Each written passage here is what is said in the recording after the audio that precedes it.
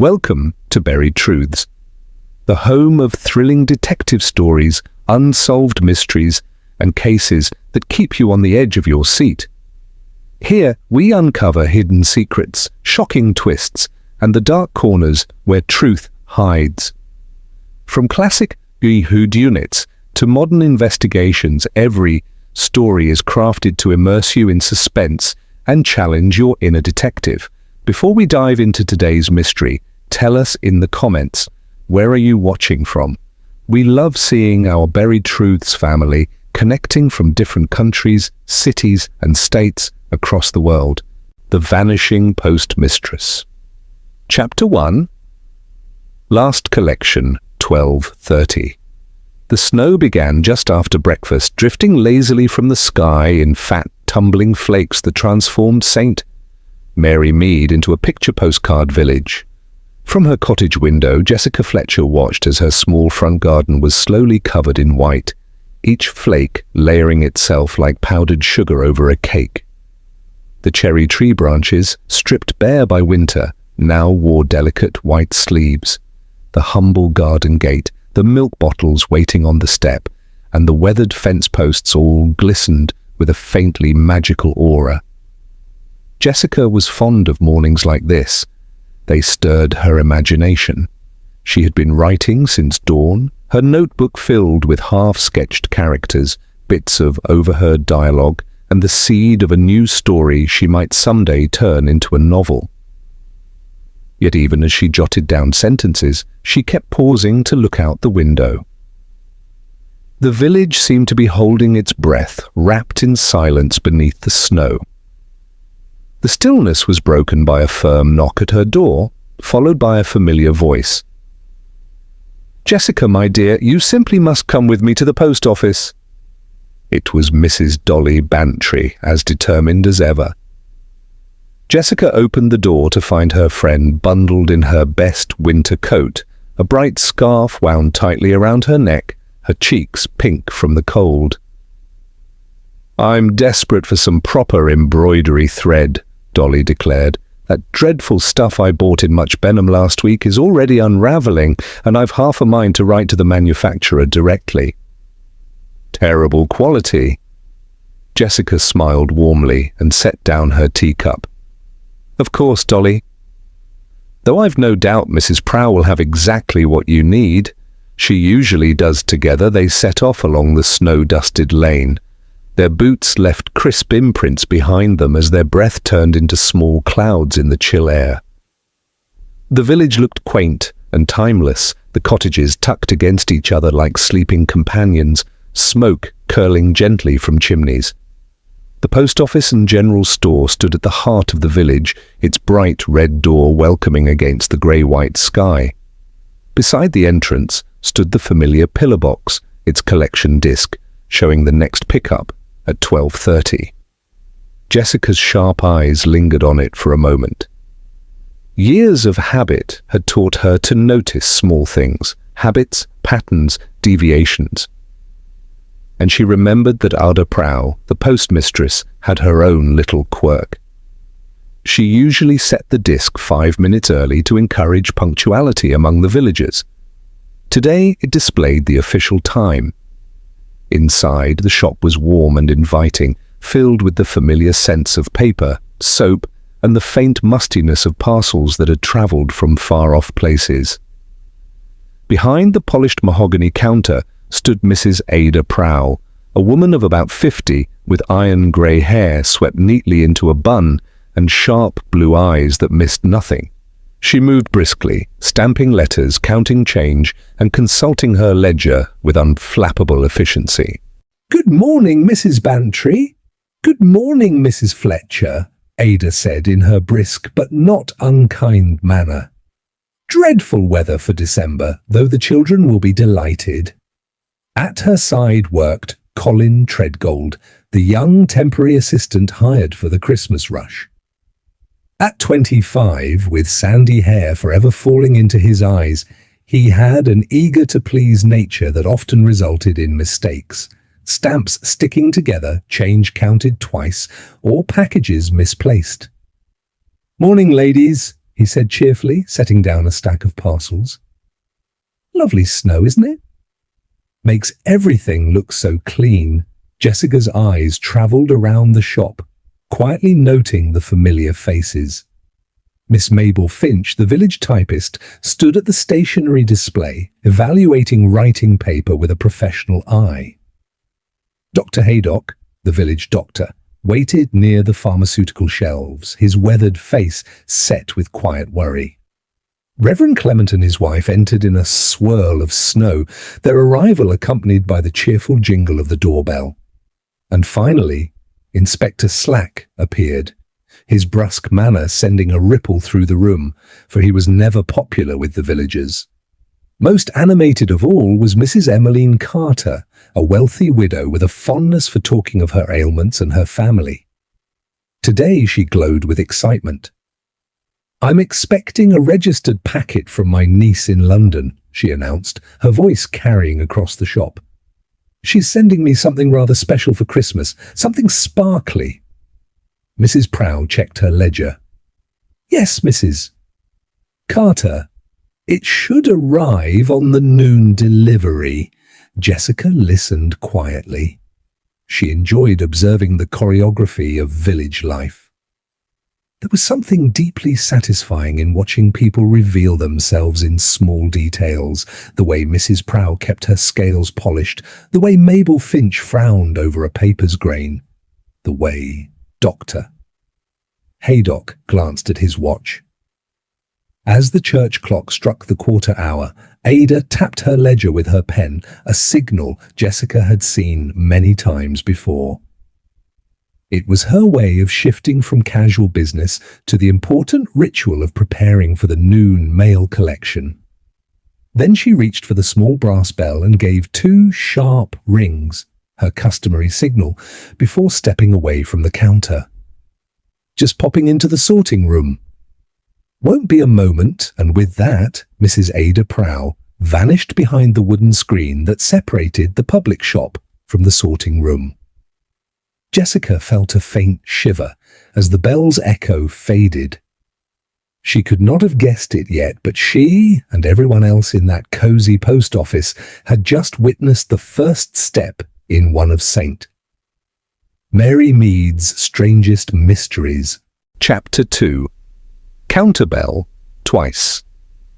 The minutes after noon moved with the gentle domestic rhythm that makes a village feel like a living clock. Dolly Bantry had committed to a shade of cornflower blue for her cushion covers and was comparing skeins in the window light. Dr. Haydock kept his quiet vigil near the pharmaceutical shelves, one eye on the door and the other on a mental list of patients who never quite followed orders. Miss Mabel Finch drifted between envelopes and stationery pads, weighing texture and tooth as if each sheet might one day bear a treaty or a confession. Jessica, content to observe, let the small details settle, the neat tiers of stamps behind the glass, the ledger square to the counter's edge, the brass scales shining as though they, too, valued accuracy. Through the frosted window came the cough and rumble of the Much Benham mail van pulling up, right on schedule for the day's second and final delivery. "That'll be mine," Mrs. Emmeline Carter announced, straightening with expectant delight. "My niece promised today without fail. Sparkly," she said. From behind the partition came Adah Prow's voice, steady, practical, reassuring as a freshly tied parcel. "Just a moment, please. I'll be right with you." The room tilted toward the counter, half-turns and lifted chins gathering anticipation into a single, attentive hush. Ting. The bell's bright note surprised everyone. It was the counter's hinge bell, familiar, unremarkable, yet no one had approached the hatch. Dolly looked up, thread dangling like a frozen blue raindrop. "Odd," she said. The bell rang and no one went through. "Perhaps someone came in while we looked away," Mrs. Clement suggested, though her voice made a tentative thing of the idea. Jessica, who had spent the morning unconsciously facing the door, was certain no one had slipped past. The bell wasn't shy, it announced itself like a stage cue. Ting. There it was again, another bright coin of sound, dropped into the centre of the shop. Inspector Slack, upright, blunt, disinclined to be managed by mystery, raised his head from the telegram form he'd been filling in with dogged care. His voice carried the tone of official impatience. Mrs. Prow? Official business. I need to send this wire immediately. Silence answered him, silence with edges, the sort that lets worry rush in. Colin Treadgold, mild anxiety at once on his face, moved toward the service hatch and tested it. It was latched from the sorting room side. Mrs. Prow? He called. All right back there? No reply. Dr. Haydock took 2 purposeful steps forward, medical instincts prickling. If she's taken ill, Colin, is there another way in? Only the back door, Colin said, growing paler. It's always locked during hours, regulations. Inspector Slack squared his shoulders. Right, let's have a look. They threaded past patent medicines and household soap to the narrow passage. The rear door into the sorting room resisted a polite try. On Slack's second, far less polite attempt, wood splintered and the door gave inward with a crack that sounded far too loud for such a small space. Inside, the sorting room was shipshape, trays, pigeonholes, string neatly coiled. Adah's blue chinograph pencil lying precisely on its wooden stool, the collection disc key dangling on its string. Everything present but Adah Prow. Good heavens, Mrs. Clement murmured. Dr. Haydock crossed to the outer back door, the one that opened to the tiny yard, and examined the iron bolt. It sat home and heavy. Drawn tight, he said. No sign it's been shifted in some time. Inspector Slack slid the bolt and heaved the door open. A wash of cold whiteness. The small yard lay under a clean, untroubled sheet of snow, save for one thing, a single set of small, precise footprints marching from the threshold to the lane and stopping, inexplicably, at the red pillar box. No returning prints, no scuffle, no wheel ruts. Snow told a story of simple progression, and then no story at all. She's been taken, Mrs. Carter cried, hand to her throat. Kidnapped right from under our noses. Jessica remained a moment in the sorting room, eyes passing over orderly surfaces that seemed to promise answers purely by being sensible. She stepped to the inner threshold where the back door had just swung wide and crouched to see what habit might reveal. Along the sheltered inner edge of the sill lay a delicate fringe of settled snow, fine, undisturbed feathers of white. If the door had been opened during the snowfall, that fringe would have been mussed or driven aside. Instead, it was pristine, like a bookmark no one had touched. Most interesting, Jessica murmured. Outside, Inspector Slack trudged through the yard, his boots chewing into the clean crust and obliterating the clarity that had first greeted them. He stopped at the pillar box, where the footprints ended as neatly as a sentence with a period. He looked around for correspondences, broken snow, faint tracks, any suggestion that something with wings or wheels had met the walker at that spot. Blast, he muttered. It's as if she flew. Colin hovered in the doorway, voice thin. But she spoke to the carrier. We all heard her voice. She was right here, and now she's gone. Vanished, Dr. Haydock said quietly. Without a trace. Jessica re-entered the room of implements and felt for the shape of the mystery in the calm. She let her gaze settle on the simple brass bell at the counter hinge. She had heard it countless times in this shop and elsewhere, each time a dependable witness to passage. She tested the mechanism with a light hand. Lift, ting, drop, silence, lift again, ting. 1 ring per lift. If someone pushed through the hatch in the usual way, lift, pass, let it fall. That made one sound in a single motion. 2 discrete rings meant 2 separate actions, not the effortless up and down of a person moving through. "Inspector," she called. He returned from the yard, cheeks red with cold and vexation. "What now, Mrs. Fletcher? Would you do me a kindness? Lift the hatch and let it fall. Then, in a separate motion, do it again." He complied. Ting, a breath. Ting. "Now," Jessica said, "please lift the hatch and pass through as you would naturally, letting it fall as you go." He hesitated. One does not simply hop behind a counter one does not own, but under the circumstances he leaned, lifted, simulated the movement. Ting, and only once. "The bell doesn't dramatize," Jessica said, softly. "It only reports." 2 rings mean 2 separate manipulations of the hatch. Someone wanted us to believe there were 2 movements, perhaps in quick succession, but they needn't have signified passage. Slack frowned, annoyance shading into reluctant attention. "You're saying someone stood out here and just worked the hinge twice, for show?" "I'm saying the bell tells a plain story.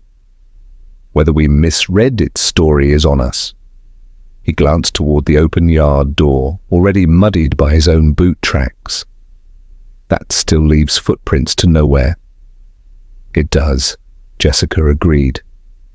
She looked again at the stool, the pencil, the key on its string, and an undisturbed inner fringe of snow on the sill, as if the back door hadn't been opened during the storm until you opened it. Dolly had drifted near, blue thread looped over her finger like a small question mark. "Then where on earth is poor Mrs. Prow?" Jessica's eyes returned to the quiet door of the telephone closet in the corner, a narrow cupboard that in ordinary hours held uninteresting things, wires, a shelf, the smell of wood, and dust and duty. Today it held interest by virtue of being perfectly, maddeningly locked. The key, notably, was nowhere among Adah's neat tools. "In mysteries," Jessica said gently, "people rarely vanish. They are concealed, and the objects that do not emote, bells, bolts, and snow, tend to tell the truth." Inspector Slack stared at the telephone closet as if it had insulted him. "If she's in there, we'll open it." "And if she isn't," Jessica replied, "we'll at least have tested one impossibility. Either way, Inspector, the bell has already whispered that what we heard and what happened are not the same thing." Outside, the snowfall thickened, smoothing the village into a clean white page. Inside, a twice-rung bell and a single file of footprints had begun to write a different story, one that did not require wings or miracles, only precision, nerve, and the confidence that people believe what they think they witness. Chapter 3. Footprints to Nowhere. Inspector Slack threw himself into the disappearance of Adah Prow with the kind of methodical intensity that made him appear efficient, even when his instincts often carried him astray. He began by pacing the little yard in a series of deliberate lines establishing what he grandly termed a proper grid system. He bent low over the snow, tapping his pencil against his notebook as though careful geometry might force the impossible into sense. The footprints themselves offered a story so clear that it became baffling. Small, neat impressions made by the sensible, low-heeled shoes Mrs. Prow always wore. They stepped from the threshold of the back door in a straight line, neither hurried nor faltering, and then stopped with utter precision beside the red pillar box. There they ended, as though the wearer had stepped off the page of life itself. "Look at this," Slack muttered, crouching by the last print. "Clean as you please. No drag, no scuff, no second set, just ends." Dr. Haydock joined him, leaning down with his physician's eye for detail. "Consistent depth," he observed. "No sign of resistance, no deeper heel marks to suggest she was pulled or shoved." Whoever made these prints was walking calmly. Colin Treadgold hovered nearby, his young face pale with worry. But where did she go from there? People don't simply disappear at the back doorway. Jessica Fletcher stepped forward with her usual measured economy. She placed her feet carefully to disturb as little as possible. Her eyes, bright with thought, scanned the scene, not for what was obvious, but for what was missing. "Inspector," she said in her calm New England voice, "may I suggest you give some attention to the pillar box itself? After all, that is precisely where the footprints end." Slack looked up sharply. Her mild tone always irked him. It was too reasonable, too confident. He disliked being guided. Still, experience had taught him that ignoring Jessica Fletcher was often to his embarrassment. "The pillar box?" he asked skeptically. "What could that have to do with it?" Jessica's smile was faint but steady. "When clues point to a particular place, it is seldom polite to ignore them. Footprints are purposeful things." Grumbling, Slack rose, brushing snow from his knees, and examined the pillar box. It was an older model, sturdy, painted in deep red, with the royal cipher embossed near the slot. Snow capped it like a frosted cake. He circled it once, tapping here, tugging there, his breath curling in the cold air. "Nothing," he pronounced. "No scratches, no tampering." Just an ordinary box doing its job. Jessica regarded the neat termination of the prints. And yet they stop here, as though Mrs. Prow had an appointment to keep. From the lane came Dolly Bantry's anxious voice. She pulled her coat tighter about her ample figure. "But that's nonsense, Jessica. People don't vanish into thin air. Not Adah Prow, not in broad daylight, and certainly not in St. Mead." "No," Jessica agreed gently. "They don't. Which suggests we are not looking at the whole picture." Back inside the post office, unease thickened the air. The customers who had been present when Adah disappeared did not rush away. Instead, they lingered as though tethered by curiosity and apprehension. Each understood, perhaps unconsciously, that their presence had bound them to the unfolding story. Miss Mabel Finch had abandoned her careful examination of writing papers. She now stood near the counter, her pale face marked with genuine concern. "This is most irregular," she said softly. "Mrs. Prow was reliable to a fault. Nothing like this has ever happened before." Mrs. Carter, however, had worked herself into near agitation. She fanned her face with gloved fingers. "My registered packet!" she cried. "What's to become of it now? My niece will be distraught if it goes astray." Inspector Slack returned from the yard, boots leaving damp smears of melted snow across the shop floor. His face wore the set look of a man suppressing irritation with difficulty. "Right," he barked. "I'll need statements from each of you. Everything you saw, everything you heard from the moment you entered this shop." As he turned to his notes, Jessica slipped quietly back into the sorting room. For her, interviews could wait. Objects, after all, spoke with their own certainty. The little room bore its usual neatness. The drawers were in order, the stamp safe locked, the money till closed. Her gaze settled on the telephone closet, a narrow cupboard at the far end of the room. The door was shut fast. Jessica tested it lightly, locked. No key dangled on its usual hook. None lay on Adah's stool. On that stool sat the blue chinagraph pencil, stub-worn, smooth from use. Beside it, tied to a string, hung the key for the collection disc outside. Jessica lifted it, rolling the cord between her fingers. The string was tidy, no recent knots retied. The smallest details were often the most telling. Next, she bent over the counterbell. The brass mount gleamed in the dim light. She pressed the hinge up, ting, and let it fall. Again, ting. She paused, considering. A single normal pass would make one ring only, up and down in one motion. but the shop had heard 2 rings, distinct and separate. That meant 2 deliberate lifts of the hatch. "Most interesting," she murmured, as though speaking to herself. "Someone wanted us to hear 2 bells even though no one had passed through."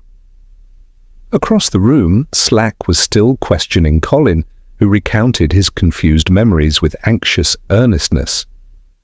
Jessica called softly, "Inspector? A small demonstration, if you please." He looked up, irritation flickering but came all the same. "What is it now, Mrs. Fletcher?" "Would you lift the counter hatch, let it fall, and repeat the motion?" He did so. Ting, ting. "And now please act as a customer would. Lift, pass through, let it fall." Slack obliged. Ting. Jessica folded her hands. "You see? 2 rings mean 2 actions, not 1 person passing through, but someone lifting the hatch twice on purpose." "The bell tells the truth, Inspector. We only need to listen." The implications settled like falling snow. 2 rings, not 1. A back door that likely hadn't been opened since morning. A pillar box with footprints that ended as neatly as a book with the last page torn away. Colin's voice came, hesitating. If the bell was rung twice on purpose, that means that Mrs. Prow may not have gone through at all. Jessica's blue eyes shone with quiet certainty. Exactly. Which makes her disappearance less a miracle and more a performance staged for our benefit. Outside, snow continued to drift down, soft and relentless, as if nature itself was determined to preserve the mystery under a fresh white silence. Chapter 4. The registered packet. The discovery about the counterbell, though small in itself, had changed the tone of the entire investigation. Where moments earlier the villagers had muttered about accidents, illness, or abduction, now suspicion carried a different edge. Someone had staged evidence, Jessica Fletcher reasoned. Someone had rung that bell twice to create the impression of Adah Prow moving through to the back. The very thought transformed a disappearance into something deliberate, planned, even rehearsed. Inspector Slack, uneasy, though he would not admit it, approached the matter of the missing registered packet with more care than usual. His brusque voice still carried authority, but Jessica could hear the restraint in it. He was beginning to realize that what had seemed simple might in fact be elaborate. "Colin," he said, consulting his dog-eared notepad, "let's go over this business of the registered packet again." Carefully, this time Colin Treadgold straightened nervously, his sandy hair falling into his eyes as always. "Yes, Inspector." It came in with the morning delivery from Much Benham. Mrs. Prow handled it herself. She was particular about registered items, always signed them in personally. "And you're sure it was addressed to Mrs. Emmeline Carter?" Slack pressed. "Oh, yes, sir. I saw her stamp the oval R mark into the ledger with my own eyes. She always used her blue chinograph pencil, never a pen. Very neat about it." At the mention of her name, Mrs. Carter leaned forward, clutching her handbag as though it might fly away. "Yes, that would be my packet. From my dear niece in London. She promised to send something sparkly, though she was mysterious about the exact nature of it. Naturally, I assumed jewelry. Such a thoughtful girl." Jessica moved closer to the counter, her gaze sliding toward the heavy leather-bound ledger. "Inspector," she said quietly, "may I have a look at this morning's entries?" Slack gave his usual grunt of reluctant permission. He disliked being led, but experience had taught him that Jessica's questions often unearthed details he would later claim as his own. The ledger lay open upon the polished wood. Neat columns marched across the page, names, addresses, times, and the distinctive oval R stamps. Jessica's eyes moved with steady patience down the lines. She stopped when she reached the entry in question. "Mrs. E. Carter, packet received at 12 minutes past 12. "That's right," Colin supplied eagerly, just after the van came. Everything punctual despite the snow, Jessica bent closer, studying the stamp.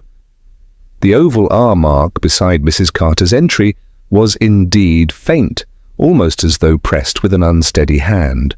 Beside it, the notation was in Adah's neat script. But the R's impression troubled her. Adah Prow's marks were ordinarily bold and decisive, as much a signature of her character as her tidy bun and precise movements. "Curious," Jessica murmured. "Tell me, Colin, where did Mrs. Prow put the packet after signing for it?" "Well, that's the thing," Colin admitted, cheeks flushing. Mrs. Carter had forgotten her purse. She promised to return later with the fee. So Mrs. Prow placed the packet in the registered drawer to await payment. "I saw her do it." "Then perhaps," Inspector Slack said, his voice loud with false confidence, "we should check that drawer again. It may still be there." Colin produced the heavy brass key from his pocket and unlocked the compartment built into the counter. He opened it with a small flourish, then stopped. His face blanched. The drawer was empty. "That's odd," he stammered. "I was sure, absolutely sure she put it in here." Mrs. Carter clutched her chest. "My packet gone as well as poor Mrs. Prow. What a dreadful morning this has become." Now, Slack said firmly, though his voice betrayed strain. "Let's not leap to conclusions." There will be a reasonable explanation. Jessica had already moved on, her eyes resting on the outgoing mailbag. It sat near the sorting room entrance, the official lead seal already clamped tight. She touched it lightly. "Inspector, this bag is sealed and ready for collection." "Did Mrs. Prow close it before she disappeared?" Colin blinked. "She must have. That's the usual order. Seal the outgoing mail before the collection time. Though..." He hesitated. "I don't remember seeing her do it today." Jessica bent over the seal. It bore the crown impression, but something about it was wrong. The mark was crooked, faintly doubled, as though the tool had slipped. "Most interesting," she murmured. "Mrs. Prow prided herself on perfect seals. This one lacks her touch." Slack frowned, but said nothing. At that moment, Miss Mabel Finch glided closer. Her pale fingers traced the counter's polished edge. "Such a terrible business," she said softly. "Poor Mrs. Prow, always so precise. I do hope nothing dreadful has happened to her." She leaned toward the ledger, studying the entries with what seemed like professional curiosity. "Such beautiful penmanship," she added. "One can always admire proper script." Jessica's eyes rested thoughtfully on her. Mabel's admiration for handwriting carried more weight than casual politeness. She filed the observation away. Across the room, Dr. Haydock was struggling with the locked telephone closet. "This door won't budge," he called. "The key is missing, and I can't find it anywhere, neither on the stool nor on the hooks." "Perhaps," Jessica suggested gently, "the key is inside the closet itself." The doctor raised his brows. "Inside? But how would that be possible? No one can lock themselves in from within." "No," Jessica agreed. "Not in the usual way. But there are other methods, if one wishes to give the impression of an ordinary lock." Slack turned sharply, irritation sharpening his features. "What are you suggesting, Mrs. Fletcher?" "I'm suggesting," Jessica replied calmly, "that we have before us several impossibilities, footprints to nowhere, a bell that rang twice, a packet missing from a locked drawer, and now a door that seems locked with its key gone. In my experience, when impossibilities multiply, they usually share a common, very possible explanation." The snow outside thickened, pressing its silence against the windows. But inside the post office, tension gathered with every small discovery, weaving a pattern that was not yet clear, but was undeniably sinister. Chapter 5. 2 gums. Jessica Fletcher had learned through long habit that the smallest, most unassuming details often spoke the loudest. While Inspector Slack fussed over statements and Colin wrung his hands, Jessica's attention drifted back toward the counter where Adah Prow had so faithfully conducted her postal duties. Her eyes fixed on the stamp tray, a simple wooden compartment that held sheets of stamps, scissors, and the small pill-shaped sponge used for moistening adhesive. Jessica bent forward, running her fingertip lightly across the surface of the sponge. It yielded under the touch, damp, faintly tacky. "Inspector," she said, her voice soft but firm, "would you come here a moment?" Slack trudged over, notebook still open in one hand. "Yes, Mrs. Fletcher. What now?" "This sponge," Jessica explained, "isn't wet with ordinary water. It's sticky. Mrs. Prow never used water for stamps. It could damage the paper." She used gum arabic, an old tradition but effective. Colin nodded eagerly. "That's right. She always said gum arabic gave better adhesion. She was particular about such things." Jessica smiled faintly and tapped the edge of the tray. "Exactly. Gum arabic feels slightly tacky, with a sheen different from water. But this tackiness," she said, rubbing her fingers together, "is not gum arabic at all. It's something else." Slack frowned. "Sticky is sticky." "What difference does it make?" Dr. Haydock, who had joined them, leaned closer. His practical medical knowledge made him sensitive to textures. He pressed his fingertip against the sponge and then against the rim of the nearby registered drawer. "This isn't gum arabic," he said after a moment. "It's envelope mucilage, the kind used for sealing letter flaps. Different consistency altogether." Jessica nodded, satisfaction glinting in her eyes.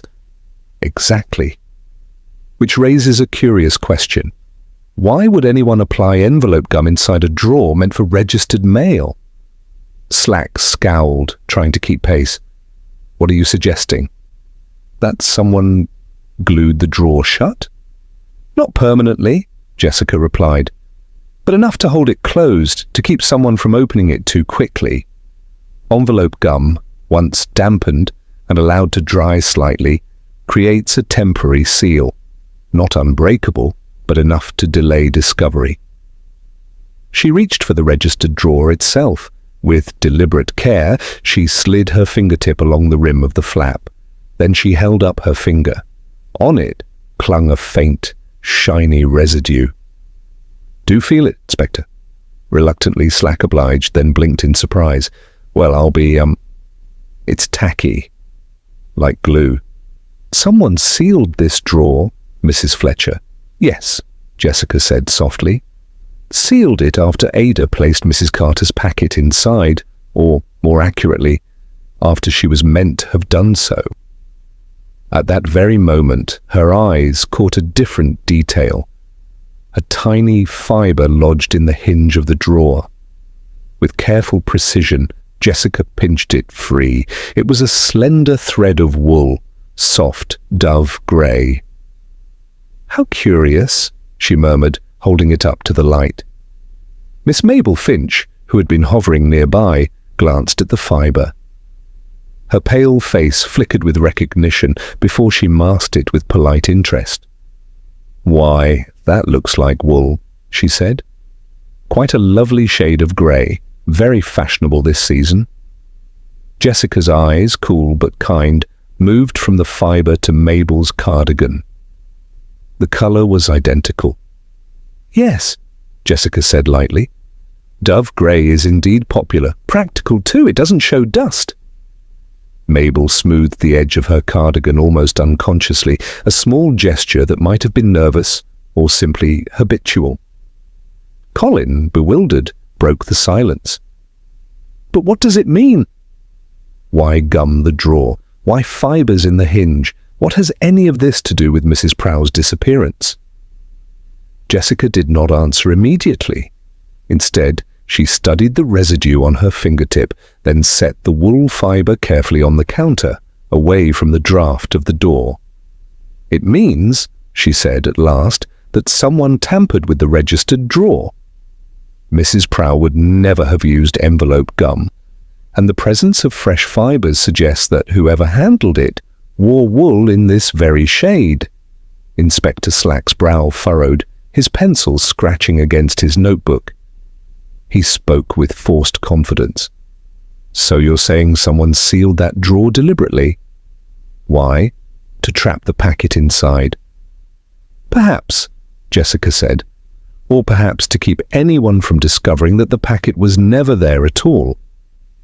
Mrs. Carter, who had been listening with mounting distress, stepped forward. "But what about my packet?" "My dear niece promised something valuable." "Sparkly," she wrote. "What has become of it?" Jessica turned to her with gentle patience. "Tell me, Mrs. Carter, do you recall the exact wording of your niece's letter? Not the sense of it, but the precise words?" Mrs. Carter brightened at the opportunity to speak. "Why, yes. She wrote that she was sending me something sparkly for Christmas, that it was valuable and I should be very careful with it. She said it would arrive soon, though she did not specify today. But when I heard about the registered delivery this morning, I naturally assumed—" "Assumptions," Jessica said softly, "are dangerous in mysteries."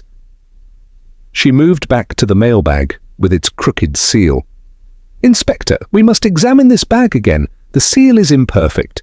Mrs. Prow's hand was always steady. "But here, see the double bite? Someone unfamiliar with the official crimping tool must have sealed it." Colin peered at the seal and flushed. "That's right.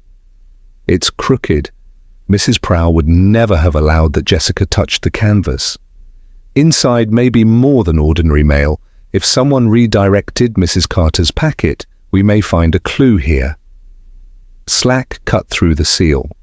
Together they emptied the bag. Letters, parcels, small packages tumbled out. At the bottom lay a small cardboard cylinder, flattened under the weight. Jessica lifted it delicately. "This," she said, sniffing faintly, "smells of lavender." "And see this knot? Left-handed? Distinctive." The doctor leaned closer. "Left-handed indeed. Most people twist right. This goes the opposite way." Jessica looked at the group, the fibre still vivid in her mind, the gum still tacky on her fingers. "Ladies and gentlemen, someone has gone to elaborate lengths. A packet has vanished, a drawer was sealed, a bag improperly closed, and footprints lead nowhere. Each oddity alone might be overlooked. Together they tell us a single story, deception carefully planned." The snow outside thickened once more, muffling the world in silence. Inside the post office, however, silence had a different quality. It carried the weight of unease, of suspicion, of secrets trembling on the edge of revelation. Chapter 6, Lead Seal, Wrong Bite.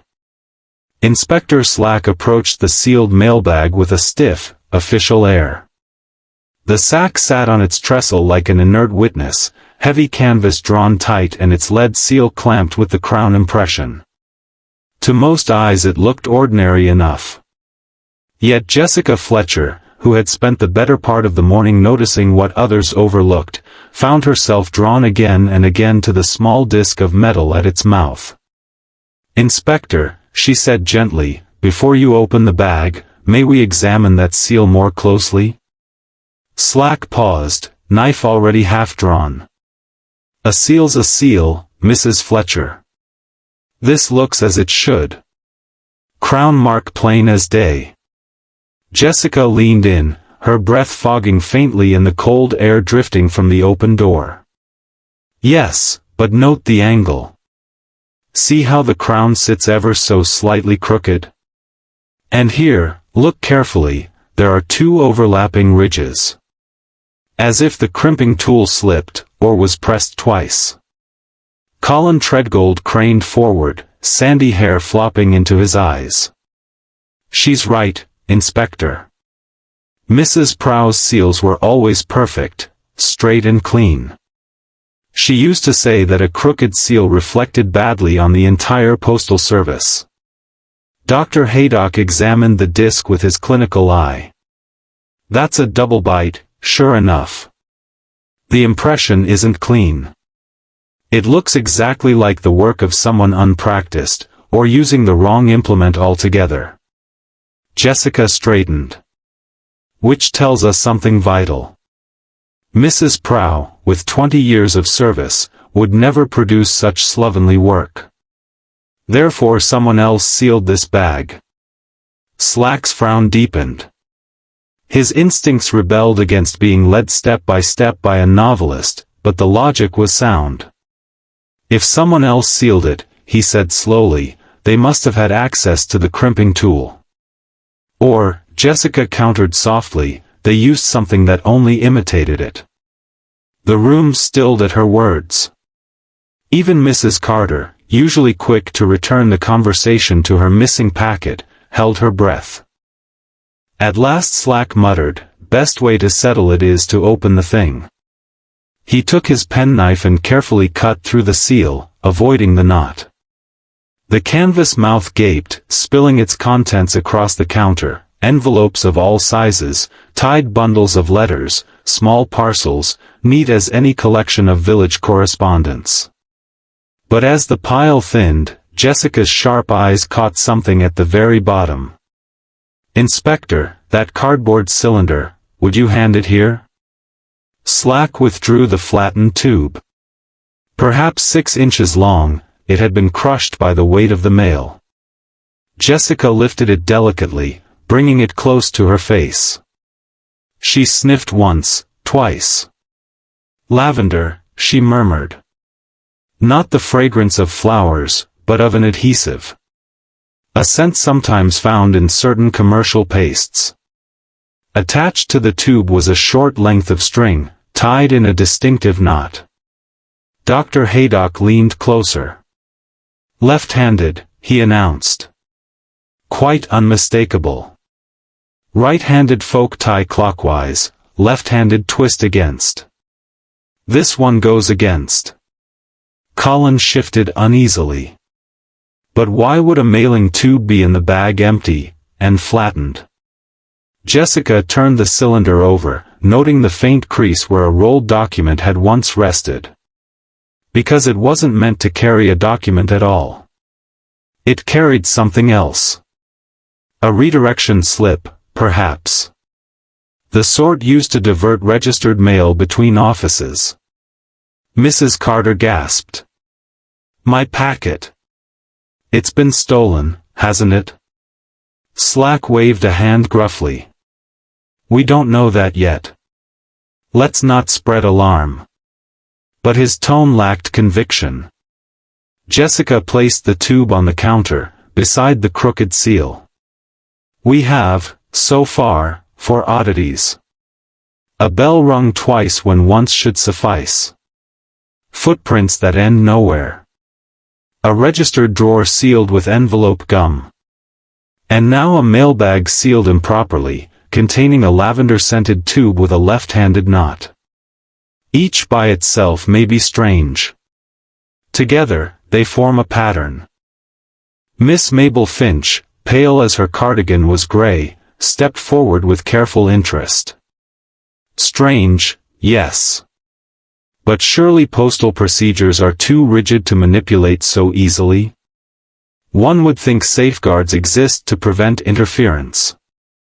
Jessica regarded her steadily. You speak with familiarity, Miss Finch. Not many villagers would know the intricacies of redirection slips, or the subtleties of sealing. Mabel flushed faintly, fingers worrying the hem of her cardigan. In my work, typing, invitations, business correspondence, I've had to learn about such things. Clients demand it. One develops an eye. That admission settled uneasily over the room. Dr. Haydock glanced at his watch, then back at the group. All of this is fascinating, but if Mrs. Prow has been taken against her will, time is crucial. The longer we delay, the slimmer the chance of finding her safe. Slack was jolted by the reminder. He strode to the telephone, his pencil snapping in his grip. "I'll wire Much Benham. If there was unusual traffic on the roads, someone will have seen it." While he dictated his urgent message, Jessica returned her attention to the evidence. The crooked seal spoke of unfamiliar hands. The lavender-scented tube whispered of forgery. The left-handed knot tied these clues together, quite literally. She turned once more to Miss Finch. "Tell me, do you know Post Office Box 17 in Much Benham?" The typist's pale face flushed again. "Why, yes. I rent it for my business. Clients often prefer a neutral address." Jessica's eyes narrowed, though her tone remained courteous. "How convenient. A box under your control. Imagine how useful that might be to someone intercepting registered mail." Silence answered her. Only the crackle of the fire in the stove and the scratching of Slack's telegram broke the stillness. Outside, snow continued to fall, laying down a deeper shroud of white across the yard and lane. But inside, the truth was beginning to emerge, not a tale of kidnapping, but of cunning fraud woven with knowledge of postal habits. And though Adah Prow's fate remained uncertain, Jessica Fletcher knew the path ahead. The mystery was no longer whether the postmistress had vanished into thin air. The mystery now was, who among them had crafted this deception, and why? Chapter 7, Form P, Redirect. The winter afternoon had begun to darken, snow still drifting down in lazy flakes that seemed intent on burying the village beneath a white silence. Inside the post office, however, silence was broken by the sound of the door creaking open. A figure stepped in, stamping the snow from his boots with deliberate care. It was Mr. Simmons, the village solicitor, his umbrella folded neatly and his leather case tucked under one arm. "Inspector Slack," he said, removing his hat and revealing hair combed with almost legal precision. "I hear there's some irregularity here. Quite serious business, I gather." Slack, who had just returned from sending his telegram, looked up. "Irregular hardly covers it.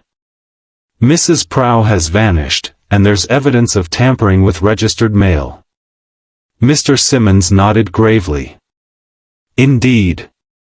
That is why I thought it best to bring this directly." He placed his case on the counter, opened it with a snap, and drew out an official-looking form printed on heavy paper. "This came to me yesterday afternoon. A redirection request, Post Office Form P7. Temporarily diverting all registered mail addressed to Mrs. Emmeline Carter to Post Office Box 17 in Much Benham, for 1 month." The words dropped into the room like stones in a pond. Mrs. Carter herself drew back, astonished. "Redirected? But I filed no such thing. I would never want my mail tampered with." Mr. Simmons adjusted his spectacles. "Nevertheless, here is the form. It bears your name and what purports to be your signature. When it was handed to me for filing, I thought it odd, but not unprecedented." Jessica Fletcher stepped closer, eyes narrowing with interest. "May I see it?" The solicitor passed her the form. She studied it carefully. The document bore typewritten entries, neatly aligned, except for one detail. The letter E in Carter sat slightly higher than the other letters, like a crooked tooth. Jessica's brows lifted. "Interesting. This was typed on a machine with a misaligned key. Inspector, has anyone in the village a typewriter with such a flaw?" Slack blinked, then looked uncertainly at Colin. Before the boy could answer, Mr. Simmons supplied, "Miss Finch, our village typist, uses such a machine. I've seen her work often, the same raised E." All eyes swung toward Miss Mabel Finch. She paled, clutching the edge of her dove-gray cardigan. I can explain." "Please do," Slack said sternly. Mabel's hands twisted together. "Yes, I typed the form. But only as a favor. Mrs. Carter asked me to help, she didn't know the proper procedure." "That is an untruth." Mrs. Carter burst out, cheeks flushing red. "I asked no such thing. I never requested any redirection of my mail. I should hardly know what a Form P7 even looks like." The contradiction fell into the room with crushing weight. Jessica, calm as ever, spoke gently. "Miss Finch, perhaps it would be easier if you told us exactly how this form came into your hands. From whom, and when?" Mabel hesitated, then spoke in a rush. "Colin brought it to me yesterday afternoon. He said Mrs. Prow was too busy to handle it and asked me to type it. I assumed it was official business." Colin's eyes widened. "No. That's not how it happened. You gave the form to me. You told me Mrs. Prow wanted it delivered to Mr. Simmons' office before closing. I thought I was helping." Mr. Simmons cleared his throat. "Indeed, it was young Colin who delivered it to me, around 5 o'clock. Said he acted on Mrs. Prow's instructions. I took him at his word." Inspector Slack slammed his notebook shut. "So, we have a forged signature, a form typed on Miss Finch's machine, and delivery arranged through Colin. Very neat, Miss Finch. Almost too neat." Mabel's lips trembled. "I swear, I never meant harm. I thought it was harmless clerical work." Jessica held up the form again. "This directs registered mail to Post Office Box 17. Tell me, Miss Finch, whose box is that?" Mabel's eyes darted downward. "Mine. For my business correspondence. It seemed convenient." Jessica's tone sharpened slightly, though her words remained polite. "Convenient indeed. Any packet addressed to Mrs. Carter would go straight into your hands." Mrs. Carter gasped. "So my niece's packet, my valuable Christmas gift, it was never meant to reach me at all. You planned to steal it." "I never," Mabel began, but her voice failed her. Mr. Simmons lifted the form again, his legal eye noting details. "The handwriting of the signature is also suspect. The slant and pressure do not match Mrs. Carter's known style. In my opinion, it is a forgery." Dr. Haydock folded his arms. "Forgery of official postal documents is a grave offense. Coupled with assault, the consequences are severe." Jessica laid the form gently on the counter. "And there is more. This forgery, this redirection, fits neatly with the crooked seal, the envelope gum on the drawer, the lavender-scented tube. Each piece points to the same hand, a hand with access to typewriters, ribbons, and wool cardigans in a particular shade of gray." Mabel Finch seemed to shrink inside her cardigan, her pale face blotched with red. "It wasn't supposed to go this far," she whispered. Outside, snow still fell, masking the village in innocent whiteness. Inside, however, guilt had begun to show its true color. Chapter 8, Midnight at the Pillar Box. By evening the snow had thickened into a steady curtain, muffling the sounds of the village beneath its soft weight.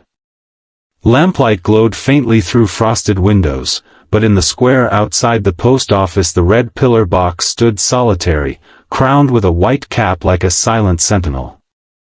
Jessica Fletcher, bundled in her warmest coat and scarf, stood with Inspector Slack and Sergeant Lake, the latter summoned from Much Benham to assist. Colin Treadgold lingered too, his youthful face pale and drawn. They had gathered for a midnight experiment at Jessica's insistence. Slack stamped his boots against the frozen ground. "Mrs. Fletcher, I've humored you in many things today, but dragging us out at midnight, in this weather, what exactly are we proving?" Jessica's voice was calm, the kind of steady tone that had carried her through dozens of strange cases. That impossibilities usually hide simple tricks. This morning we were presented with a locked door, vanishing footprints, and a bell that rang twice when once would suffice. Together, those clues suggest deliberate staging. Tonight, I intend to show you how. Inside the post office, their breath misting in the cold air, Jessica directed the demonstration. Sergeant Lake stationed himself at the back door of the sorting room, while Inspector Slack positioned himself at the counter hatch with its brass bell. Jessica herself stood in the center, notebook in hand, observing. "Sergeant, open the back door," she instructed. Lake did so. Snow tumbled inward onto the threshold, scattering across the floor. The door creaked, the draft whistled through, but the bell remained silent. "You see?" Jessica said. "The back door has no connection with the counterbell. The two events cannot coincide." Slack grunted. "So the two rings we all heard this morning were not caused by anyone leaving through the back. They were produced deliberately by someone lifting the counter hatch twice, to make us believe Adah Prow had gone that way." Slack's eyes narrowed. He had resisted her logic all day, but piece by piece the case was unfolding in her hands. "Now," Jessica continued, "Sergeant, would you kindly examine the telephone closet door? We've assumed it was locked with a missing key. Look closely at the keyhole." Lake bent, torchlight glinting. "There's something here, a string. Thin as thread, threaded right through the hole." He tugged gently. "It forms a loop on the inside." Jessica nodded. "Precisely. A simple device, but effective. By pulling the string tight from the outside, one can secure the door without a key. To anyone trying it, the door appears locked. But in truth, it is fastened only by this thread." "And the knot?" asked Slack, leaning over. Lake examined it. "Left-handed twist. Matches the one on the lavender-scented tube." Jessica's voice softened, but her words carried to every corner of the room. "Which means whoever bound this door also handled that tube. And I think we all know whose handwriting, whose typewriter, and whose cardigan fibers have already spoken to us today." With Lake's tools, the string was cut. The closet door swung open, revealing a cramped interior, and a huddled figure. Mrs. Adah Prow sat bound, gagged with a lavender-scented cloth, her iron-gray hair in disarray. Her eyes fluttered as light struck her, then widened with recognition. Relief and fright mingled on her face. "Good heavens!" cried Dolly Bantry, who had insisted on accompanying them despite the cold. "She's alive." Dr. Haydock hurried forward, loosening the gag and checking her pulse. "Dazed, but unharmed. She's been drugged with something scented, perhaps to keep her subdued." Mrs. Prow whispered hoarsely once the cloth was removed. "She tricked me. Said she wanted my advice on rubber stamps. Pushed me in, bound me, tied the string. I couldn't shout. No one could hear me." Jessica touched her hand gently. "You're safe now, Adah." The trick was clever, but not clever enough. Outside, under the moonlight, Jessica guided the group to the pillar box once more. Snowflakes swirled around their lanterns, casting shadows across the white ground. She directed her torch at the slot. This morning the footprints ended here, as if Mrs. Prow had vanished into thin air.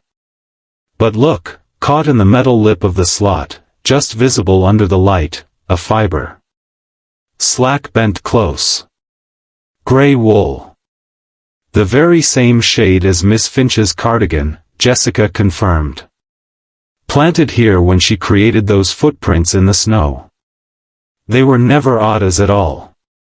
They were made to mislead us.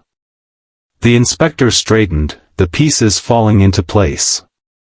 So the footprints, the bell, the locked door, they were all part of one performance. A vanishing act. Jessica smiled faintly. Exactly. A deception staged to conceal theft and misdirect suspicion. Miss Mabel Finch orchestrated it all, believing we would accept the impossible rather than question the ordinary. The group stood silent for a moment, the only sound the snow settling on their coats. Somewhere in the distance, the church clock began to strike midnight, each note resonant in the frozen air. The impossible mystery had been broken open, not by force, nor by bluster, but by patience, observation, and a novelist's keen understanding of human deception. Chapter 9, Wrong Hand, Wrong Ink. Dawn crept over St. Mary Mead with a pale, silvery light that turned the snow into a sheet of glittering crystal. Inside the Bantry's drawing room, however, the atmosphere was far from tranquil. Inspector Slack had gathered everyone who mattered to the case: Colin Treadgold, pale and guilt-ridden, Mrs. Emmeline Carter, still fluttering about her missing packet, Miss Mabel Finch, stiff in her dove-grey cardigan, Dr. Haydock, grave as always, Mr. Simmons with his briefcase of documents, and Adah Prow herself, weary but alive. Jessica Fletcher sat in a high-backed chair near the fire, her notebook balanced on her knee. She had spent much of the early morning arranging her thoughts, knitting them together, though in her case, it was not yarn but careful observations, each detail looping into the next. Inspector Slack paced restlessly, his boots squeaking on the polished floor. "We've enough evidence to charge Miss Finch with forgery and fraud," he said. "The redirection form, the wool fibers, the envelope gum, the crooked seal, it's all quite damning. But one puzzle gnaws at me still." He stopped, looking toward Jessica. "Those footprints and that ledger entry. I can't square them." Jessica smiled faintly. "The footprints we've dealt with. They were manufactured to mislead us. But the ledger, yes, that is the final knot to untangle." She lifted the heavy register and laid it open across her lap. "Inspector, will you all look here, at Mrs. Carter's entry?" The group leaned closer. Neat columns filled the page, Adah Prow's familiar hand clear in each line. But Jessica tapped the entry marked 1212, beside the faint oval R stamp. "You see, the entry is in black ink, written with a steel nib," Jessica said. Adah, regaining some of her composure, frowned immediately. "That is wrong. I never use ink for registered entries. Always my blue chinograph pencil. Always. Ink is reserved for correspondence, never for registered items. It's been my habit for 20 years. Dr. Haydock bent closer, peering with the eye of a man used to reading faint signs in patients' faces. "She's right. The strokes have the hesitant stiffness of imitation. Not natural writing, but careful copying." Jessica nodded. "Exactly. Whoever wrote this was trying to mimic Adah's hand, but chose the wrong tool. Habits betray us, Inspector. A forger may copy shapes, but not the small rituals of routine." Slack scribbled notes furiously. "So Finch faked the entry. That explains the missing packet."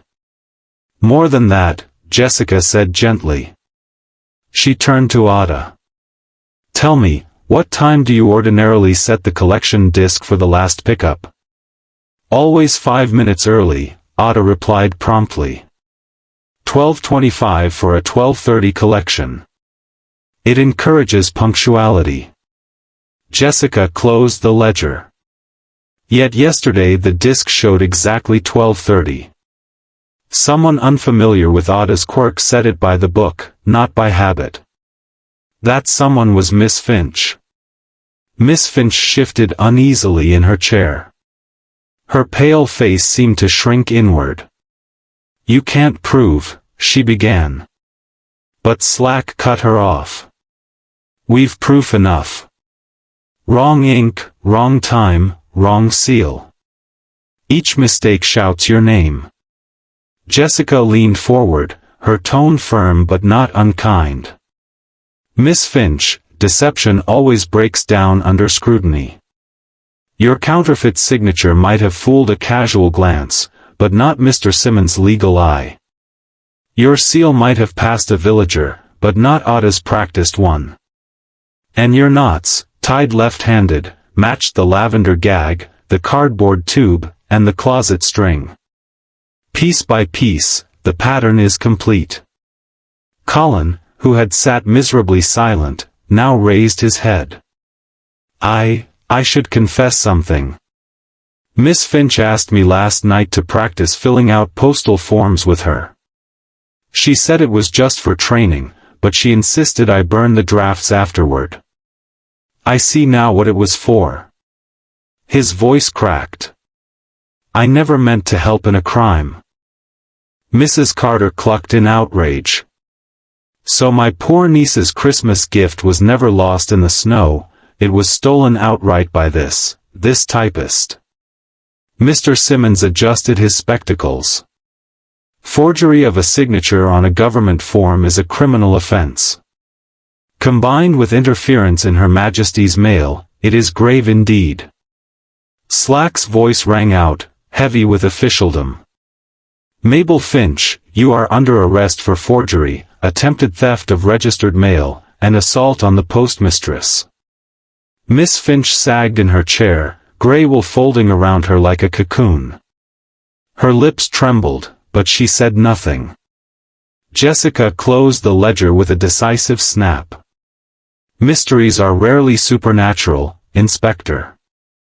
They are simply the result of human cunning, and, often, human folly. Wrong ink in the ledger, wrong time on the disk, wrong seal on the bag. Wrong, wrong, wrong. The truth, however, has a way of being right." As the fire crackled and the snow outside glowed in the newborn sun, the village of St. Mary Mead breathed easier. The impossible vanishing had been explained, not by miracles, but by Jessica Fletcher's patient eye for detail. Chapter 10, The Vanishing Explained. The Bantry's drawing room at Gossington Hall had never been so full. Outside, the snow glittered in bright morning sun, but inside the heavy curtains were drawn against the glare. A fire burned steadily in the grate, its warmth welcome after the long, bitter night. Jessica Fletcher sat in the chair of honor beside the hearth, a leather-bound notebook closed on her lap. Around her, the assembled villagers leaned forward, eager for her explanation. Mrs. Dolly Bantry presided as hostess, bustling about with cups of tea and a plate of seed cake. Colonel Bantry sat stern and upright, pipe clamped in his jaw. Dr. Haydock positioned himself where he could both watch and interject with medical authority. The Reverend Clement and his wife perched primly together on the sofa. Mr. Simmons had brought his briefcase of documents. Inspector Slack stood stiff by the fire, notebook ready, though his expression betrayed a man resigned to letting Jessica untie the final knots. Near the door, Miss Mabel Finch sat pale and small in her dove-gray cardigan, her lips pressed tight, eyes fixed on the floor. Colin Treadgold hovered beside her, torn between guilt and relief. And on a cushioned chair, still weak from her ordeal but composed as ever, sat Adah Prow, the postmistress who had not vanished after all. Jessica began in her quiet New England voice, clear enough to carry over the crackle of the fire. The case seemed impossible at first. A woman disappears from a locked room, footprints lead to nowhere, a counterbell rings twice when it should have rung once, and a registered packet goes missing. But impossibility is often a disguise for deliberate trickery. This was no miracle, no ghostly vanishing, it was a carefully staged deception. Inspector Slack muttered, "A conjuring trick, then." "Exactly," Jessica replied. "Let us begin with the motive." Miss Mabel Finch knew through her typing work that Mrs. Carter expected a valuable registered packet. She prepared a fraudulent redirection form, typing it on her machine with the misaligned E, a flaw anyone familiar with her work could recognize. She forged Mrs. Carter's signature and arranged for the mail to be sent to Post Office Box 17 in Much Benham, a box under her control. Mrs. Carter gasped loudly. "The nerve! My niece's gift, intended for me, stolen in cold blood." Jessica inclined her head. But the forgery alone was not enough. Miss Finch needed time. If Adah Prow had been at her counter as usual, she would have questioned the redirection or noticed the discrepancies. So Miss Finch devised a way to remove her. She turned to Adah. "You were lured into the telephone closet under the pretense of examining rubber stamps. Once inside, you were pushed, bound, gagged with lavender-scented cloth, and locked in by means of a string loop threaded through the keyhole. It gave the illusion of a key lock, but it was only a trick. The knots, tied left-handed, matched the knots on the cardboard mailing tube and the restraints used on you." Adah nodded grimly. "Yes." I could hear her moving about in the sorting room, drawers opening, papers rustling. Then silence. I tried to call out, but no one heard me. Jessica continued. While Adah was imprisoned, Miss Finch created evidence of her disappearance. She rang the counterbell twice, suggesting passage into the back. She falsified the ledger entry for Mrs. Carter's packet, using black ink instead of Adah's habitual blue chinograph pencil. She sealed the registered drawer with envelope gum, not stamp gum, to delay discovery. Then she prepared the outgoing mailbag, placing an empty lavender-scented cylinder inside and sealing it with a domestic crimper, hence the crooked double bite. Each error betrayed her hand. Slack grunted, half in admiration, half in annoyance. Jessica's gaze shifted toward the window.